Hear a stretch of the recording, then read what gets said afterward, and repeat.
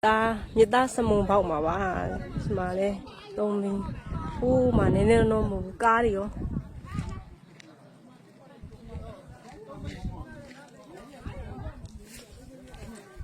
မကြည့်အောင်ကြည့်အောင်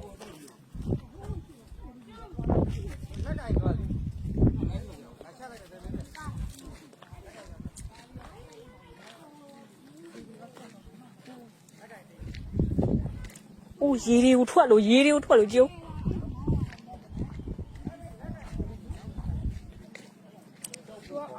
်ထဲမှာမြေကြီးထားတဲ့အချိန်နဲ့တ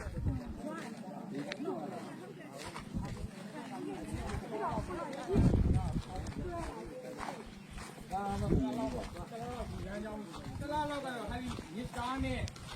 ပြင်ဒီလမ်းကြောင်းတော့ယာယီအိတ်မှာပါလေ။ဒီနေထားမှာတော့နဲ့ဆင်ရမှာအနည်းဆုံးပြင်ဆင်ရမှာ။တရားကတော့ထိခိုက်မှုတိတ်မရှိပြီမဲ့ဒီပြည့်ကြောင်းကြတော့အင်မတန်မှ ဟိုမှာကားကြီး ဟုတ်ကဲ့